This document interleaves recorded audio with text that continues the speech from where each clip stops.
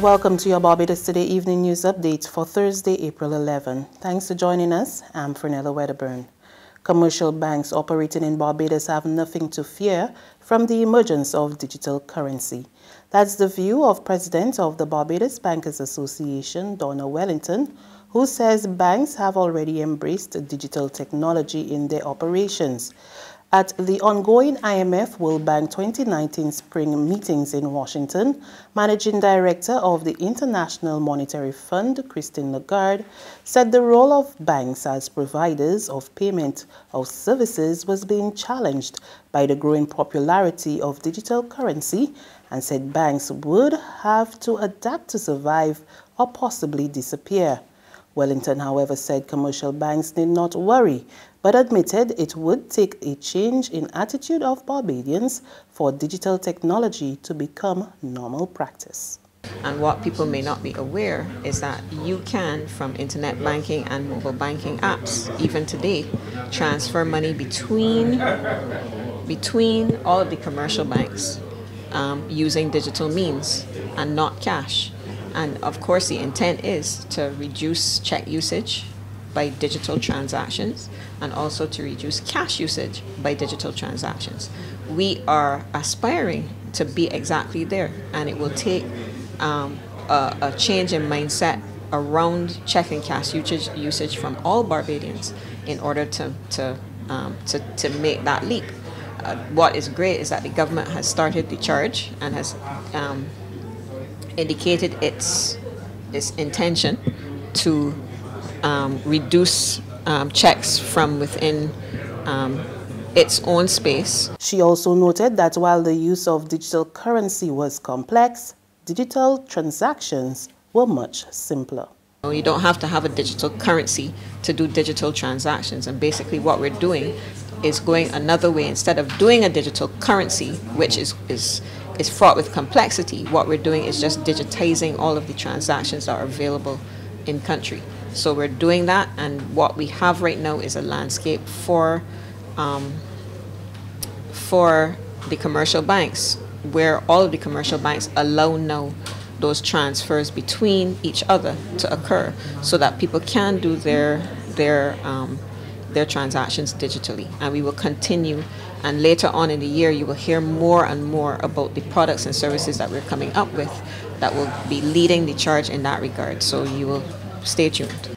Shafet Restaurants Limited is expanding its manufacturing plant. Managing Director Ryan Halut tells Barbados Today the company will present a draft plan to the Town and Country Planning Department for approval to expand the Layers St. Michael plant within the next 3 months. What we're doing right now is we're focusing on our manufacturing arm.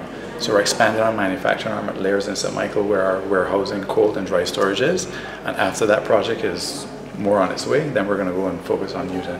We had it the other way around before, but we said we really need to, because we kept pushing back the manufacturing because we want to expand the Chevette side.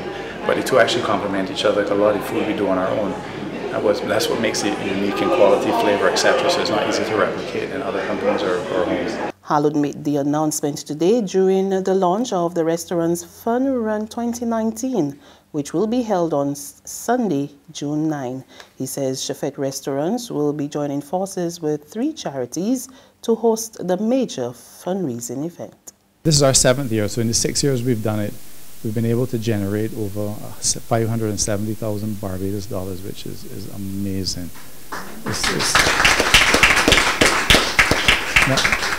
That has assisted just about 10 wishes for the Precious Touch Foundation.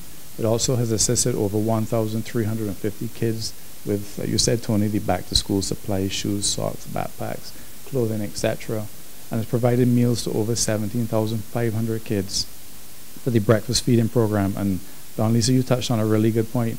Like, I might skip breakfast or dinner because whatever, I mean, but these kids have no choice. And to see grades and attitude and attention in class just from one meal, simple meal breakfast. Well, we say it's simple, but it's supposed to be the biggest meal, but theirs is like 0. That is amazing. That is amazing that would help them academically and socially and so on.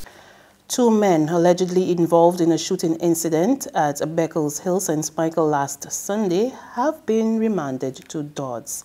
They are 21-year-old Kareem Dikosi Brathwaite of Jessamine Avenue, Bayville, St. Michael, and 28-year-old Jamal Omar Springer of Liverpool Road, Britons Hill, St. Michael. The two, who appeared before Magistrate Douglas Frederick this afternoon, are accused of unlawfully wounding Nico Ford on April 7, with intent to maim, disfigure or disable him, or to do some serious bodily harm to him. They are also charged with using a firearm while allegedly committing the act on Ford. Brathwaite and Springer were not required to plead to the indictable charges when they appeared in the District's A Magistrates Court with their attorneys. They will reappear in court on May 9. In sports, the interim appointments of Floyd Reefer as head coach and Robert Haynes as chairman of Cricket West Indies selection panel are designed to try and bring back a sense of pride and aspiration to the West Indies team. That's according to the new Cricket West Indies president, Ricky Skerritt. Skerritt says in order to achieve a renewed sense of purpose and excellence, difficult choices and challenging decisions have to be made and have been made. Reefer and Haynes are expected to remain in the roles through the upcoming ICC Cricket World Cup 2019 in England and Wales and the Windies home series against India in July-August.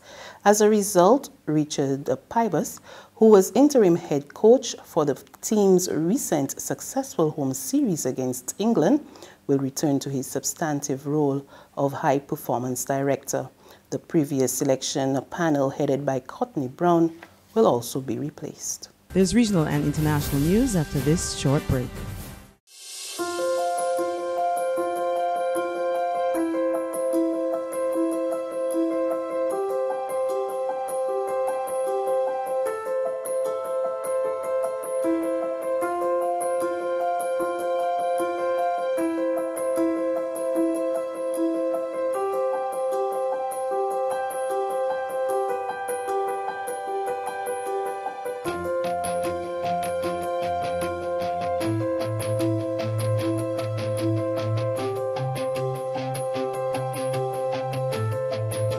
Barbados Today, news you can trust.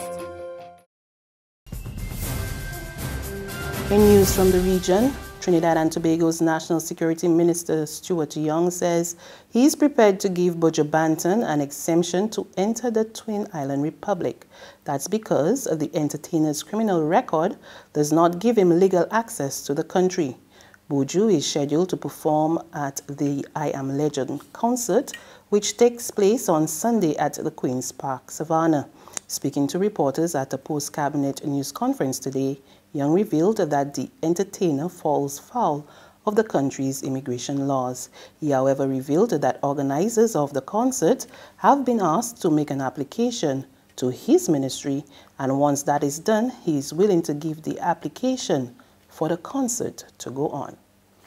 And finally, WikiLeaks co-founder Julian Assange has been arrested at the Ecuadorian embassy in London, bringing his 7-year stint there to a close. Assange took refuge in the embassy in 2012 to avoid extradition to Sweden over a sexual assault case, which has since been dropped. He now faces U.S. federal conspiracy charges related to one of the largest ever leaks of government secrets. More in this Reuters television report.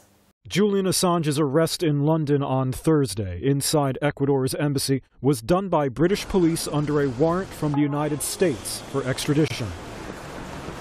This is the charge that he faces, unsealed by the U.S. Department of Justice the same day: conspiracy, specifically related to hacking a government computer and his relationship to Chelsea Manning, the former Army intelligence analyst whose massive dumps of diplomatic cables and battlefield reports in 2010 put WikiLeaks into headlines and fueled major embarrassments for the American government. The states have until June 12th to produce a case in order for the UK to consider transferring Assange. If convicted, he could face up to 5 years in prison. But meanwhile, Britain also has their own legal claim to him. Within hours of the arrest, He was rapidly convicted in a British court of skipping bail in 2012 over a separate extradition request by Sweden in a sexual assault investigation. Sweden had later dropped that case, but the UK could still give him up to another year in prison over the incident. And that's news, but for the very latest, visit our website at www.barbadostoday.pb. You can also subscribe to our e-paper, email updates, or like us on Facebook, and sign up for our breaking news alerts via WhatsApp. We're also on Izumi Media and bus terminals, as well as screenplay at supermarkets and gas stations near you. And you can also hear us on Mix 96.9 FM and Capital Media HD 99.3 FM. I'm Fernella Wedderburn. Good evening.